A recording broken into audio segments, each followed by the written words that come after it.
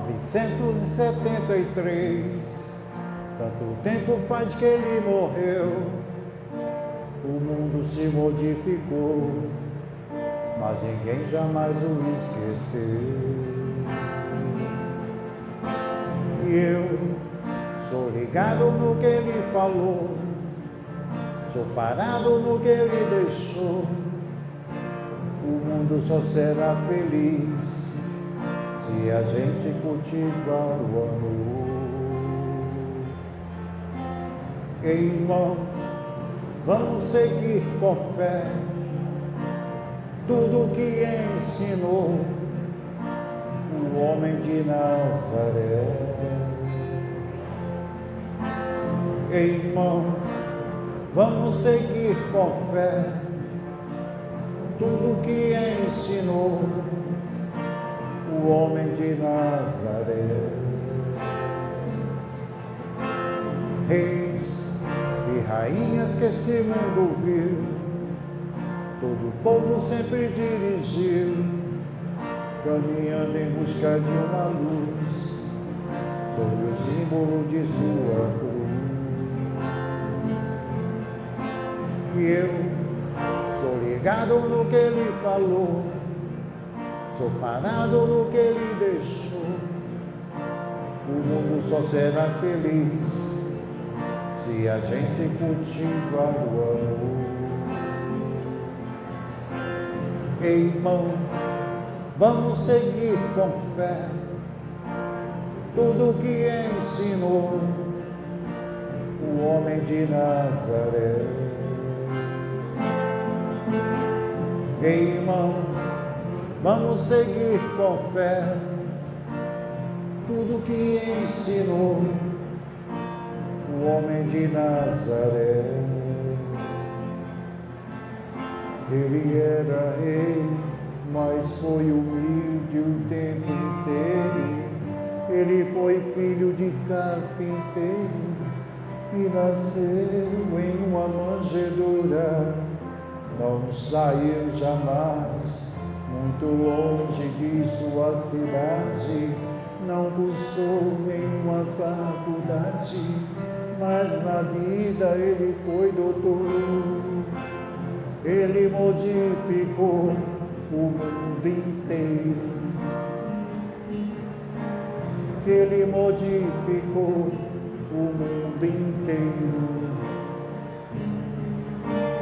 Ele modificou o mundo inteiro. Ele revolucionou o mundo inteiro. Irmão, vamos seguir com fé tudo que ensinou o homem de Nazaré. Irmão, vamos seguir com fé tudo que ensinou o homem de Nazaré.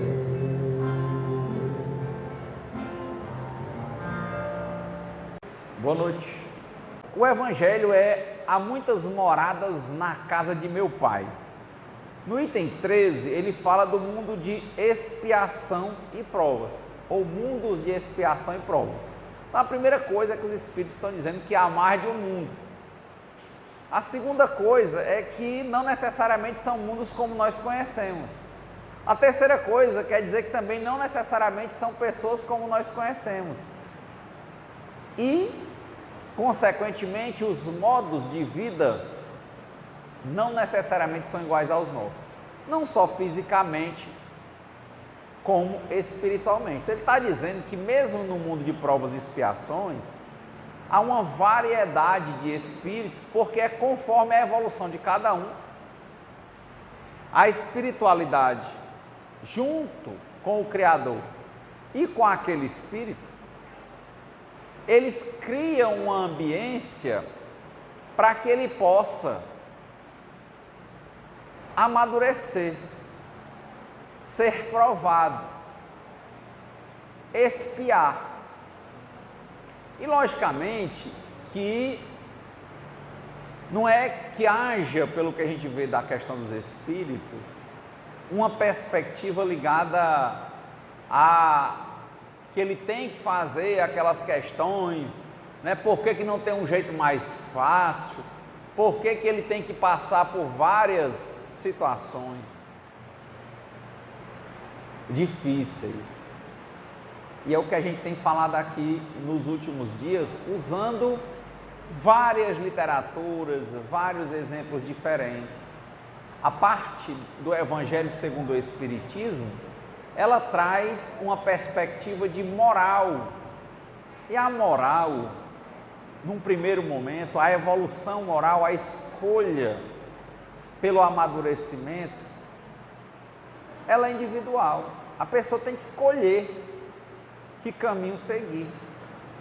Por isso, o livre arbítrio, ela está no mundo e vai ser levada a várias tendências. Ela vai perceber que a natureza dela se inclina para determinadas coisas. E dentro dessas coisas, ela vai encontrar aspectos que vão reforçar a natureza mais embrutecida dela e outros aspectos que vão burilar aquele espírito, que vão tornar mais sublime o gosto, que vão aperfeiçoar o gosto dela, ou seja, que vão torná-la melhor. Muitas das coisas vão ser por mera inteligência, né? O que ele falou aqui, compreensão. Intelegeres quer dizer inter, dentre, é escolher dentre. Ele vai olhar e vai escolhendo. O problema é que, conforme a nossa evolução moral, intelectual, espiritual, as escolhas da gente são diferentes. É como Paulo diz: quando eu era menino, eu falava como menino, e quando eu deixei de ser menino, deixei para trás as coisas de menino. Então, a gente está no mundo com as mesmas perspectivas. Às vezes você está num relacionamento, olhando para a mesma mulher, Marcos, mas é impressionante como, às vezes você amadurece, e aquele relacionamento também se torna diferente.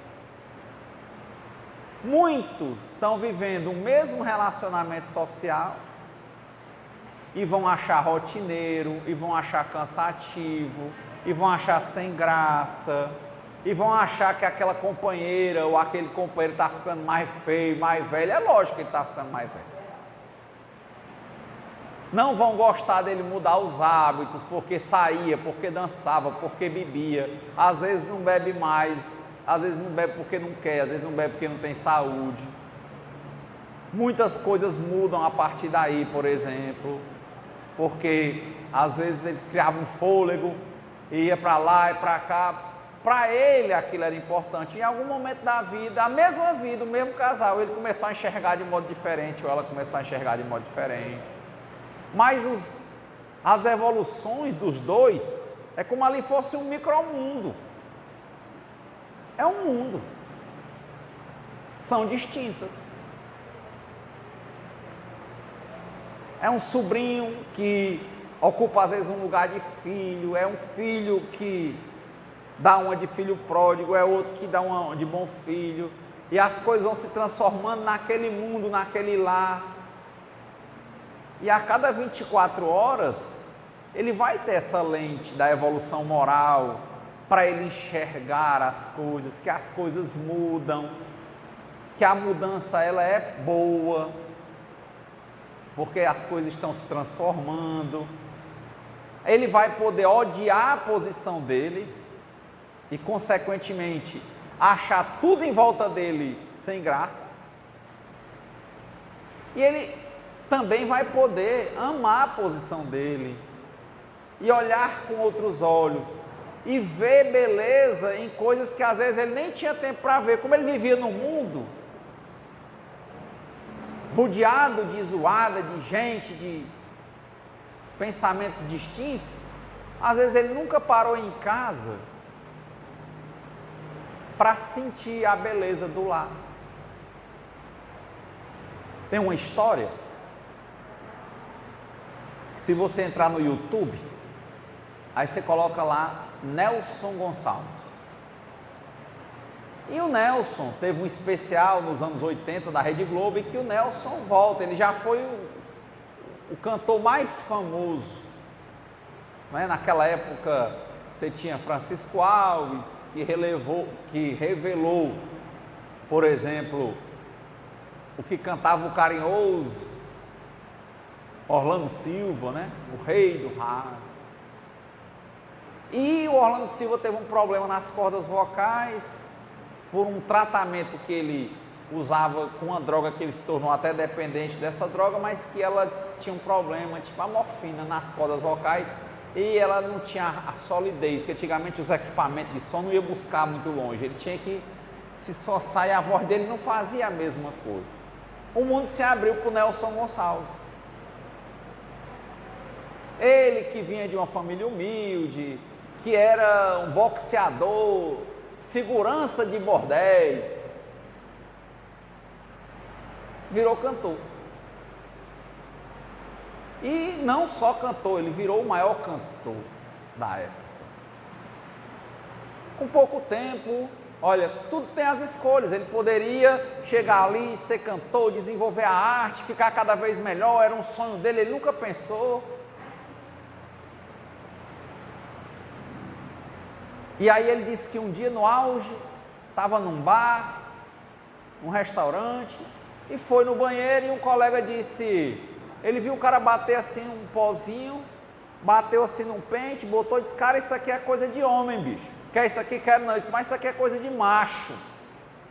Aí ele achou que se ele não usasse, ele não era macho. Isso é o depoimento dele na internet. Se você botar hoje no YouTube, você vê o Nelson falando isso muito claramente. Aí a vida dele estava assim, ó. Dali para frente ele começou a se tornar cada vez mais dependente e perder a companheira, cada dia era mais farno, ia para casa e misturando álcool com droga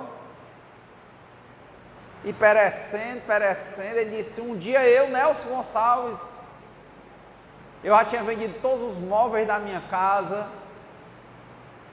Ele conta que chegou a bater na companheira dele com um revólver,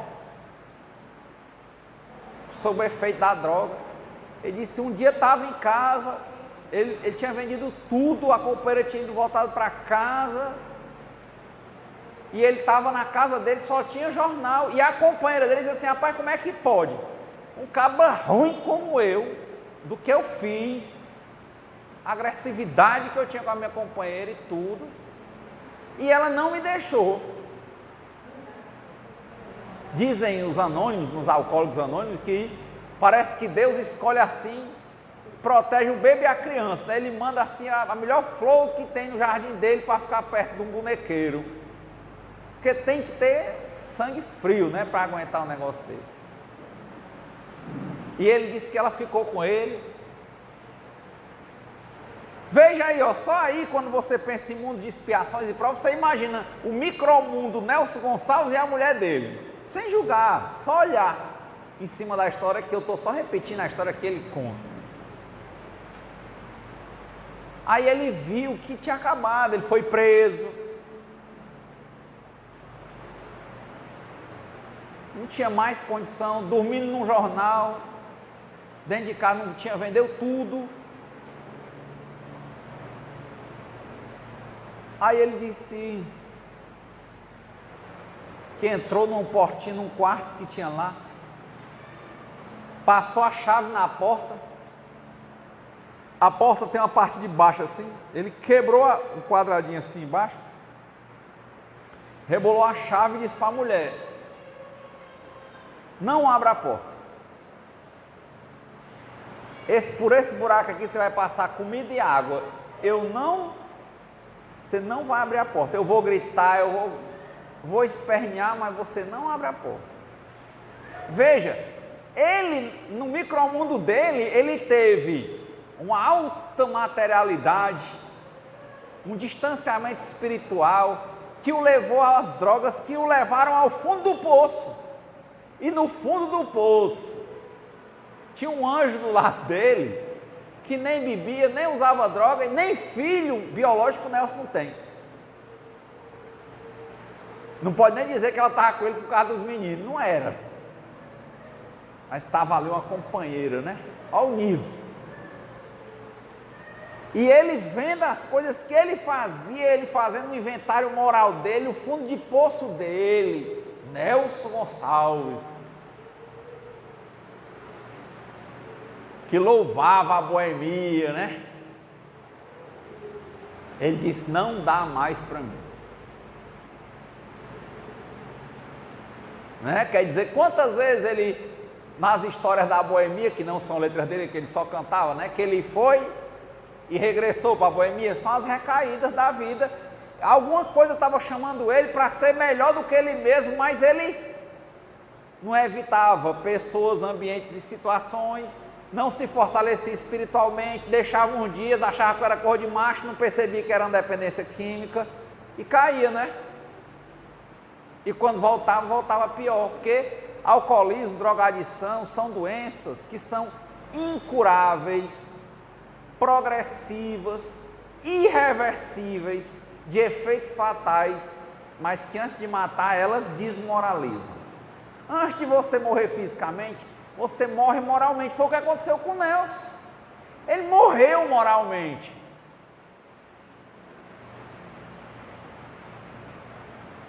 Quem já tinha visto essa história do Nelson? Pode olhar, ele vai contar melhor do que eu, claro, é a vida dele. Mas veja, ele tinha vontade de sair, mas não conseguia. Ele foi macho para entrar, né? Ele dizia que tinha que ser macho para entrar, mas não foi macho para sair. Na visão, né? Macho entre aspas dele. Pelejou, até que, né? Tanto que a música é essa, ele sai da boemia e depois ele volta, né? Assim, boemia, aqui me tens de regresso, e suplicante te peço a minha nova inscrição. Quer dizer, ele vai e volta. Aí voltei para rever os amigos que um dia eu deixei a chorar de alegria, me acompanha o meu violão. Quer dizer, ele vai, mas volta. Voltou para quê? Para as mesmas pessoas, ambientes e situações. Meu filho, é recaída certa.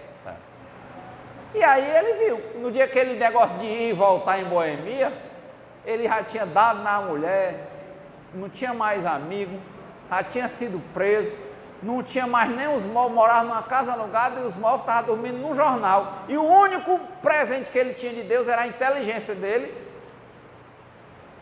e a mulher que não abandonava.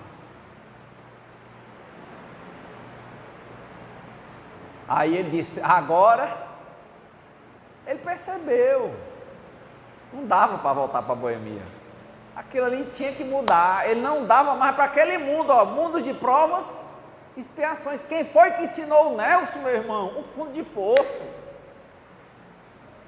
Deus estava com ele todo dia, mas não acreditava, ele não dava valor à mulher, ele não dava valor à casa, ele não dava valor a nada, ele dava valor à vida lá fora. E ele não percebia que isso não era vida. O que é isso, gente? É um espírito limitado espiritualmente. É um espírito que não sabe quem ele é. É um espírito que acha que para ser feliz ele precisa estar no meio da rua, pagando conta para os outros, o povo achando graça, feito besta, ficando de palhaço, porque dizem os alcoólicos anônimos, diz que o caba, quando bebe, ou ele vira um bicho, né? Ou ele vira um leão, valente demais, todos que bebe briga. Quando não briga com os outros no meio da rua, quebra tudo dentro de casa. Ou ele vira um macaco, fazendo palhaçada e besteira no meio da rua, que depois ele mesmo tem vergonha. Por isso que a doença, antes de matar, ela desmoraliza. Antes de lhe matar fisicamente, socialmente você não vale nada. cara diz, olha, ali era quem? Nelson Gonçalves? Não, ali era um bêbado, um adicto, um drogado. E ele percebeu isso. No meio das dificuldades, naquele micromundo de provas e expiações, ele começava e tentava voltar. Quando melhorava uma coisinha, fazia um showzinho, uma coisa, e vou voltar para a boemia, olha, meu violão, aí vai, chão de novo.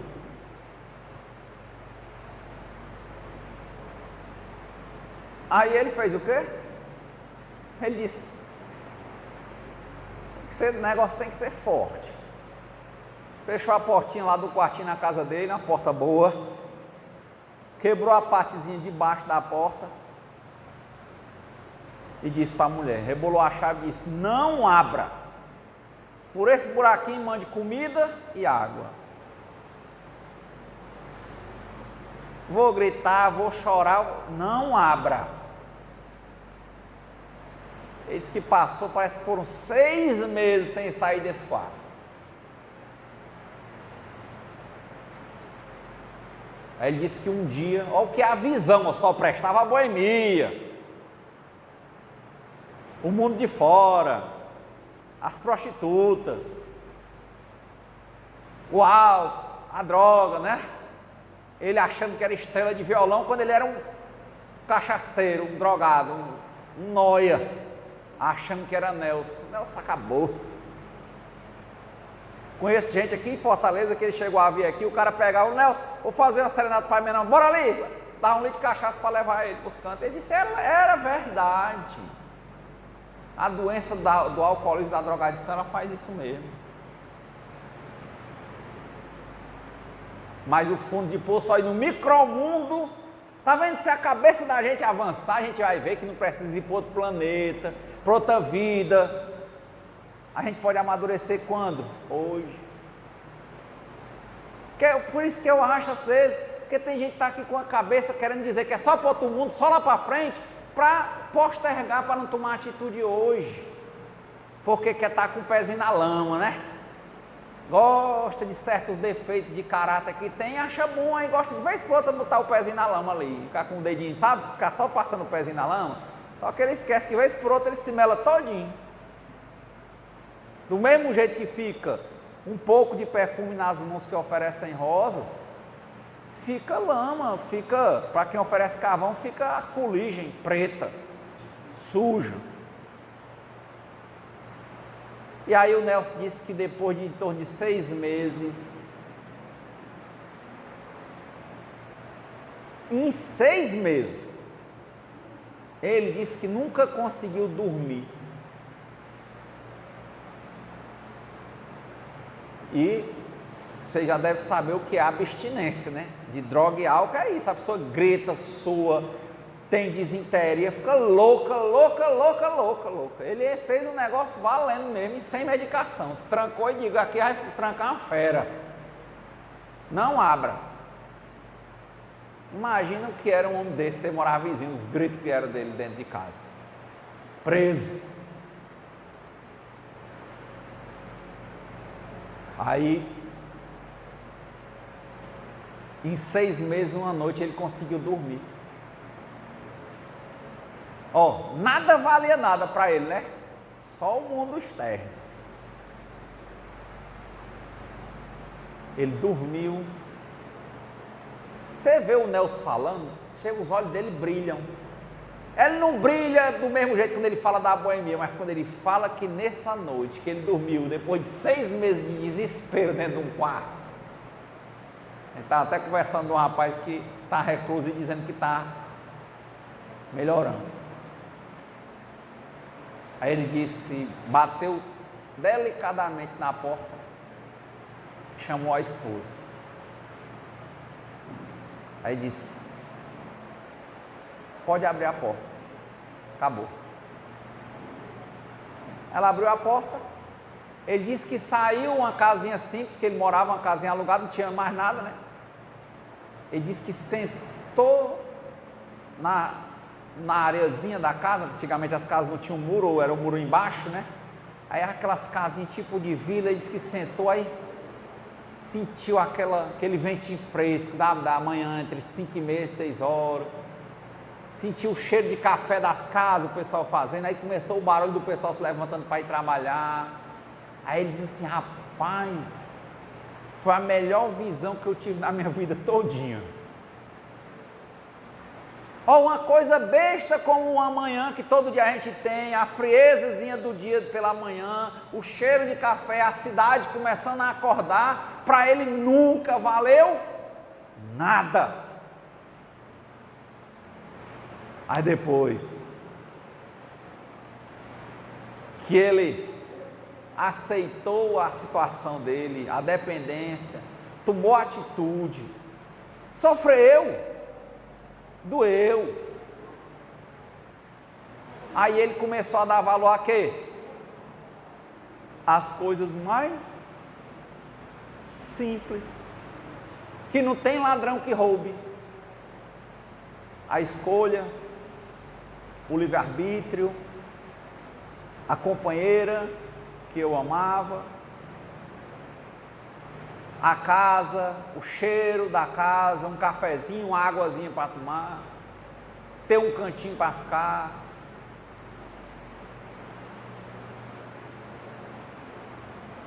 E pronto. Até onde eu sei, dali para frente, o Nelson nunca mais usou droga, nem bebeu, nem teve mais crise.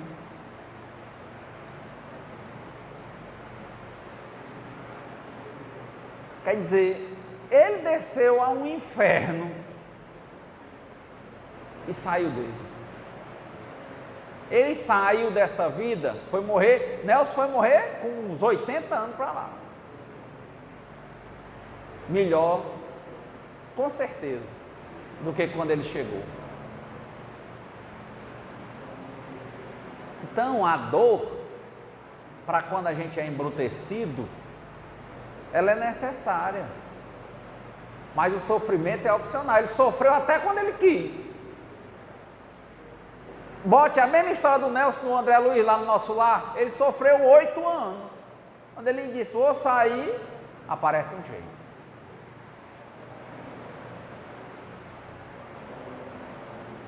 Então, mundos de expiação e de provas, eu compreendo que eles existem, como os espíritos estão dizendo aqui. Mas você vê que em cada mundo tem espíritos com evoluções distintas. A maioria está naquele nível, mas tem outros que são de níveis diferentes. Ou seja, depende da minha escolha, do meu modo de viver, do meu modo de agir. Se você pegar, por exemplo, o livro Renúncia, daquela quadrilogia do Chico Xavier, que começa com há 2000 anos, 50 anos depois, Ave Cristo e Renúncia, Alcione, que lá no começo, no primeiro livro era Lívia, ela já chegou do planeta Terra, da encarnação, para nunca mais encarnar em um planeta como esse, com esse tipo de corpo. Então não precisava ela ir para milhões de mundos, não. A atitude dela em 4 histórias ali que a gente viu, num raio de 300 anos, 400, sei lá, ela já avançou. Já tem outros espíritos que precisaram de caminhar em muitos outros mundos. Quem sabe por que mundos o Cristo não andou? Porque os estudiosos dizem que o Cristo chegou a encarnar em galáxias que não existem mais, e são bilhões de anos para uma morrer. Então, quanto ele não andou para chegar onde ele chegou? Agora, o que eu acho que o Evangelho está dizendo é: será que a gente precisa andar tanto? Ou se a gente escolher melhor, tiver um reto pensamento, uma reta intenção, uma reta ação, reta atitude, trabalho justo, vivemos buscando beleza, justiça e sabedoria, trabalharmos valores, virtudes e sabedoria, Então eu só acho que é importante compreender que eles existem, mas não é uma regra. Há variação de evolução de espíritos em cada mundo, e que os mundos não são só o planeta Terra, é o nosso micromundo. É isso que o Cristo diz, a meu ver, quando ele fala para Pedro: tu és Pedro, sobre esta pedra eu erguerei a minha igreja. Ou seja, dentro de cada um de nós está o mundo. Deus está dentro de nós. Que é o que dizia lá no irmão X. Meu papel, dizia o Cristo, é desenvolver o reino de Deus dentro de cada pessoa. Já desenvolveu o reino de Deus dentro de você? Para desenvolver o reino de Deus dentro de nós temos que saber quem nós somos, para que nós saibamos o que é que Deus quer que nós façamos e possamos fazer.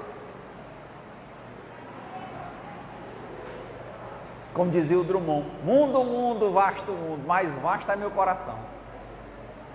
Quanto espaço não tem para a gente crescer, usando o nosso livre-arbítrio, nossa escolha, por sermos melhores do que nós mesmos a cada dia, sem querermos ser melhores do que ninguém, por escolha de termos uma conduta moral diferente, de amarmos, de sabermos viver cada dia amando o dia, o que nós temos, as coisas que nós tivemos a honra de ser responsáveis por elas. Aprendemos a amar cada pequena coisa, cada cheirinho de manhã no amanhecer, cada cheirinho da nossa casa, sem nos apegarmos a isso. Amar e soltar. Quem ama liberta. Enquanto tem, é isso. Se um dia perdeu o olfato, tá bom. Se perdeu o tato, que bom o tempo que teve. É como dizia o Sirihan, né? O prazer não é ruim, não. O problema é que a pessoa vive correndo atrás dele, aí ele vira um desejo. Quer dizer, vem o vento, eu me delicio com o vento. Vem o calor, eu sinto um pouco do calor. Mas quando vem o vento, aí eu não quero que ele vá embora, aí eu crio um desejo, eu crio uma corda, eu crio uma paixão, eu fico doente, porque ela vai passar. Então eu tenho que saber viver as minhas fases e amar cada uma delas. Amar a vida sendo ela de transformação. Melhor ainda, amar ela porque ela se transforma.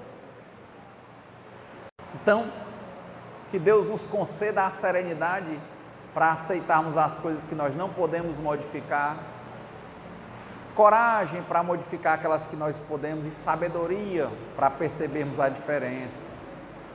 Que seja feita a vontade de Deus e não a nossa. Que a gente possa entregar, confiar, aceitar e agradecer. Isso. E sermos alegres, gratos, porque Deus é infinitamente bom, infinitamente justo, infinitamente sábio, generoso. Então, uma boa semana para nós. Pai nosso que estás, os que amam a verdade, faz um reino que é teu, Senhor, esteja sempre em nossos corações, e o amor que teu Filho nos deixou, o amor esteja sempre conosco, o pão da unidade, Cristo dai-nos tua paz, e perdoa os nossos pecados, como perdoamos os demais, não permitas que caiamos em tentação, ó Senhor, dai tua paz ao mundo. Pai nosso que estás nos céus, iluminado seja teu santo nome, venha a nós o vosso reino, Seja feita a tua santa vontade, assim na terra como em toda parte. O pão do corpo, do espírito e da alma, dai-nos hoje, amanhã e sempre. Perdoa, Senhor, as nossas dívidas e nos ajude a perdoar os nossos devedores. Não nos deixeis cair em tentações, mas livrai-nos, Senhor, de todo mal.